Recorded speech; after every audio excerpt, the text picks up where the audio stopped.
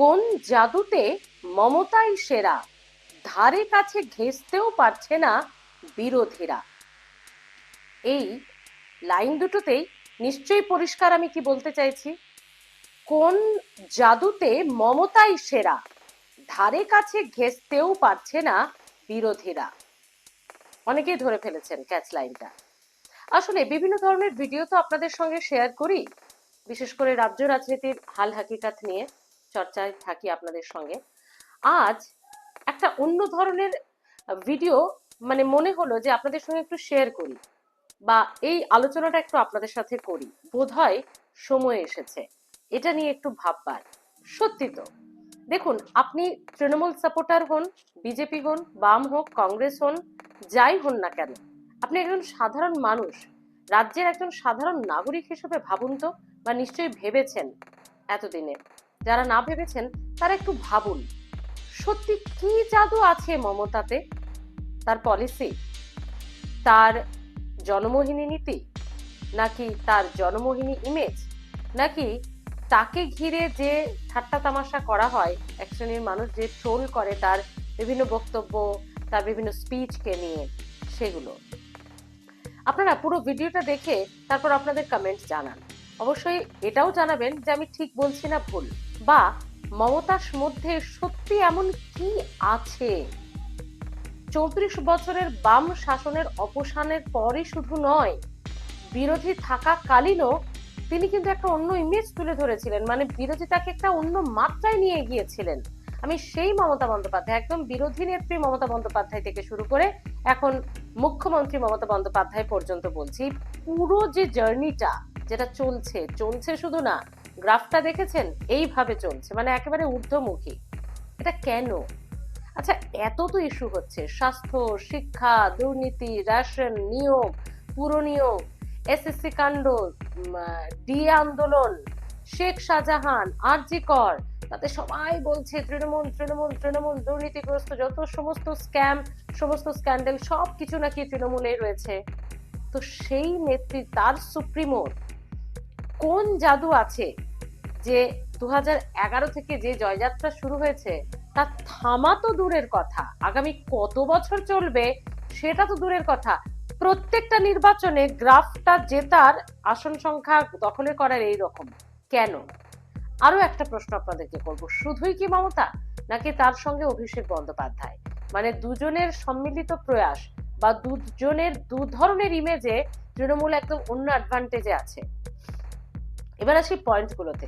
মমতার বক্তৃতা শুনেছেন?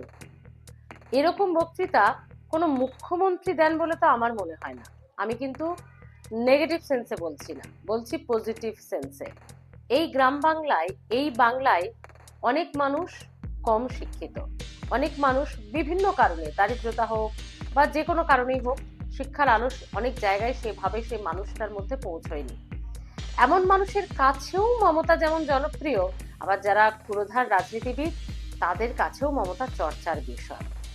তাহলে মমতার পাবলিক ইমেজ খুব ভালো, গ্রহণযোগ্যতা আছে, সেটা পজিটিভ ক্ষেত্রে হোক, নেগেটিভ ক্ষেত্রে হোক, তা তো আপনাকে মানতেই হবে। মমতার বক্তৃতা শুনেছেন? গ্রামগঞ্জে, জেলাতে গিয়ে যখন তিনি বক্তৃতা দেন, একদম ঘরের ভাষায় কথা বলেন। আপনার মনে হবে কোনো চোখ বন্ধ করে যে কোনো মুখ্যমন্ত্রী, কোনো সিএম এর স্পিচ শুনছেন না। মনে হবে আপনার পাশের বাড়ির মা কাকিমা, আপনার মা আপনার পাশের বাড়ির কাকিমার সাথে যেভাবে গল্প করে, এতটা সহজ সরল সাবলীল। বাংলার পালসকে কি এভাবেই মুখ্যমন্ত্রী মমতা বন্দ্যোপাধ্যায় ধরে ফেলেছেন? প্রথমেই এখানে বাজিমাত, মানুষের সঙ্গে একদম সাবলীল ভাষায় তার মিশে যাওয়া। তার বক্তৃতা শুনবেন, কোনো ভারী ভারী বিষয় থাকে না। হ্যাঁ, একটা অংশ থাকে বিরোধী তথা বিজেপিকে নিশানা করা, তারা যেগুলো বলে সেগুলোর পাল্টা জবাব দেওয়া। আরেকটা অংশ থাকে বাংলার মা কাকিমা, বাংলার মায়েদের জন্য, বাংলার মানুষের জন্য, বাংলার নাগরিকের সঙ্গে মিশে যাওয়ার একটা বক্তব্য। দেখেছেন কি সুন্দর বলে যে তোমরা উলুধ্বনি দাও মা, তোমরা শঙ্খ বাজাও। হ্যাঁ, এই ধরনের পজিটিভ ভাইবস তার মধ্যে কাজ করে। বাড়ির মহিলাদের মনে হবে যেন তারা একটা মহিলার সঙ্গেই শুধুমাত্র একদম একদম সাধারণ একটা মহিলার সঙ্গে কথা বলছেন। একটা তো এই মানুষের সঙ্গে সাবলীল ভাবে মিশে যাওয়ার একটা ইমেজ। মুখ্যমন্ত্রীর মোড়ক থেকে বেরিয়ে আসা সেই হুটার বাজিয়ে ছাই ছাই ছাই ছাই করে একদম নীল লাল বাতি সব জ্বালিয়ে ভিআইপিরা যেমন যায়, আমাদের রাজ্যেও তো আমরা তেমন মুখ্যমন্ত্রী দেখেছি, দূর রাস্তা দুপাশ ফাঁকা করে। মমতা বন্দ্যোপাধ্যায় যখন যান, হ্যাঁ নিরাপত্তার খাতিরে প্রথমটা তিনি নিতে চাইতেন না নিরাপত্তা রক্ষী সেভাবে, তারপরে এই প্রোটোকল মেনে নিরাপত্তার খাতিরে তাকেও কনভয় ইউজ করতে হয়, কিন্তু দেখবেন যেখানে তিনি চোখে পড়ে সেখানে গাড়ি দাঁড় করিয়ে চা বানাচ্ছেন, চপ ভাজছেন, বাচ্চা কোলে নিয়ে নাম জিজ্ঞেস করছেন, কত বছর মাস বয়স হলো, কি নাম রেখেছো। এগুলো ওই যে হুটার বাজিয়ে সাই সাই করে মুখ্যমন্ত্রীর কালো কাঁচ তুলে চলে যাওয়া, মানুষের সঙ্গে মুখ্যমন্ত্রীর সংযোগ কি সেভাবে হতো আমরা ভাবতে পারতাম? তার আগের মুখ্যমন্ত্রীদের যদি ধরেন আপনি, আমি ভালো খারাপে যাচ্ছি না, তো এটা কি কখনো আমরা ভাবতে পেরেছিলাম যে কনভয় যেতে যেতে কোনো এক মুখ্যমন্ত্রী দাঁড় করাবেন, রাস্তায় নেমে একদম একটা দোকানে ঢুকে পড়বেন, কি অবস্থা ওখানকার লোকজনের সঙ্গে কথা বলবেন, একটা বাচ্চাকে কোলে নিয়ে গল্প করবেন মায়ের সঙ্গে। এই যে একটা মোড়ক ছেড়ে বেরিয়ে আসা, একটা সিএম, একটা মুখ্যমন্ত্রী, একটা কি একটা ভিআইপি, একটা বিশাল ব্যাপারে যে আরে মুখ্যমন্ত্রী তো আমাদেরই মুখ্যমন্ত্রী, মুখ্যমন্ত্রীকে তো ভোট দিয়ে তো আমরাই বিধায়ক বানাই, মানে কোন একটা এলাকার মানুষজনই তো বিধায়ক বানায়, তবেই তো তিনি নির্বাচিত হওয়ার পর মুখ্যমন্ত্রী, তার দলকে তো সেই আসন সংখ্যা পেতে হয়, তবেই তো তিনি মুখ্যমন্ত্রী হন। তো সেটা তো বকলমে সাধারণ মানুষই মুখ্যমন্ত্রী বানান, তো তিনি তো আমাদেরই প্রতিনিধি, আমাদের জন্যই তো তিনি। তো এই মোড়ক ছেড়ে মানুষের জন্য মুখ্যমন্ত্রী, নাগরিক সাধারণ রাজ্যবাসীর জন্যই একজন মুখ্যমন্ত্রী, এটা মানুষের মনে বুঝিয়ে দেওয়া বা এটা মানুষকে ফিল করানো, এটা কি মমতা বন্দ্যোপাধ্যায় পারেননি? আপনি 100% মমতা বন্দ্যোপাধ্যায়ের বিরোধী হতে পারেন, কিন্তু এই ইমেজটা আপনি বলুন তো যে আপনাকেও ভাবিয়েছে কিনা। একদম প্রথম টার্ম থেকে 2011 টার্ম থেকেই বলছি আমি যে হঠাৎ এই বিশেষ করে আমরা মুখ্যমন্ত্রী যখন জেলা সফরে যান এবং স্পেশালি উত্তরবঙ্গ সফরে যান বা পাহাড় সফরে যান, তখন এটা বেশি দেখা যায়, এই যে হঠাৎ করে গাড়ি দাঁড় করিয়ে কনভয় দাঁড় করিয়ে চায়ের দোকানে ঢুকে পড়া, নিজে চা ছেঁকে দিচ্ছেন। এটা আমরা মানে জন্মকালেও কখনো ভাবতে পেরেছিলাম এর মুখ্যমন্ত্রী চা ঢেলে সার্ভ করছেন সবাইকে? এবার একটা নাম না জানা একটা অনামী পাহাড়ের কোলে বা জেলায় একটা খড়ের ছাউনি দেওয়া একটা চায়ের দোকানে, এই নীতি মানে তার জীবনশৈলীর এই নীতি।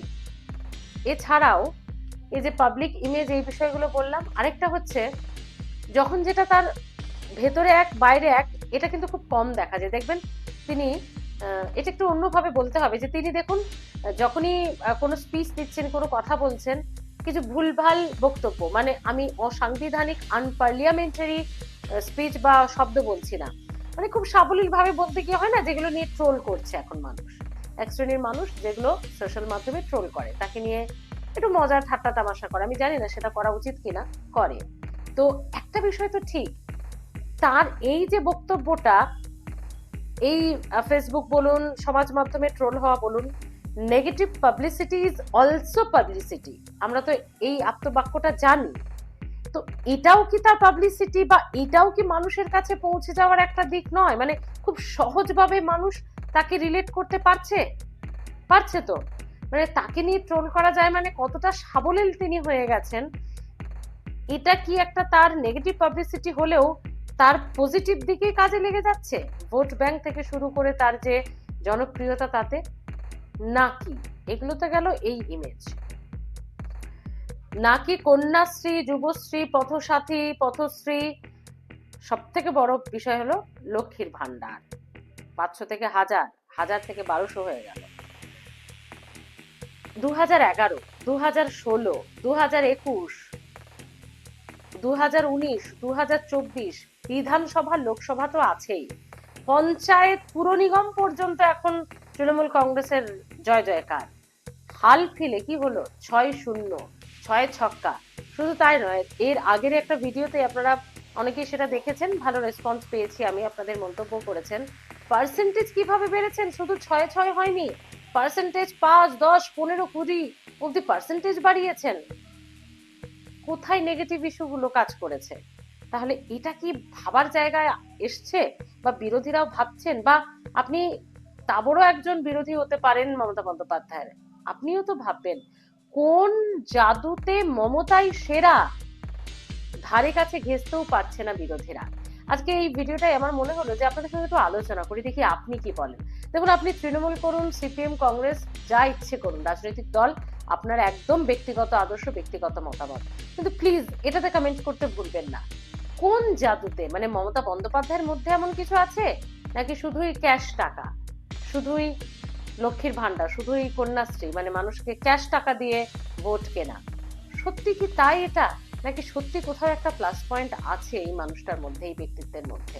অবশ্যই কমেন্ট করতে ভুলবেন না। আর একটা বিষয় দেখবেন, কিছুদিন আগে আমার মনে পড়ে মহিলা রাষ্ট্রপতি, তাকে ঘিরে যখন অখিলগিরি কিছু মন্তব্য করেছিলেন, বিতর্কিত মন্তব্য, মমতা বন্দ্যোপাধ্যায় কিন্তু একেবারে ভুলে যাননি 24 ঘন্টার মধ্যেই ক্ষমা চাইতে। তিনি বলেছিলেন অখিলগিরিকে আমাদের যা বলার তো আমরা বলবোই, আর রাষ্ট্রপতির কাছে আমি মুখ্যমন্ত্রী হিসেবে ক্ষমা চাইছি, এই দলের হয়ে ক্ষমা চাইছি, এই রাজ্যের মুখ্যমন্ত্রী হয়ে ক্ষমা চাইছি। তো এই দিকগুলোও তো মানুষ দেখেছে। তো সবটা মিলিয়ে জানাবেন যে কেন, মমতার মধ্যে কি আছে, কোন ম্যাজিকে, পজিটিভ নেগেটিভ আপনার কি মনে হয়, কমেন্ট করতে ভুলবেন না। অবশ্যই আপনাদের মতামতের আশায় থাকলাম, আপনাদের কমেন্টের আশায় থাকলাম। আমি ঠিক কিনা ভুল, বা আমার বক্তব্য ঠিক কিনা ভুল, সেটাও অবশ্যই জানাবেন, বা আপনারা আমার সঙ্গে সহমত কিনা সেটাও জানাবেন। পয়েন্ট ধরে কথা বলতে পারেন। আপনাদের কমেন্টের আশায় থাকলাম, কমেন্ট করতে ভুলবেন না। ভালো থাকুন।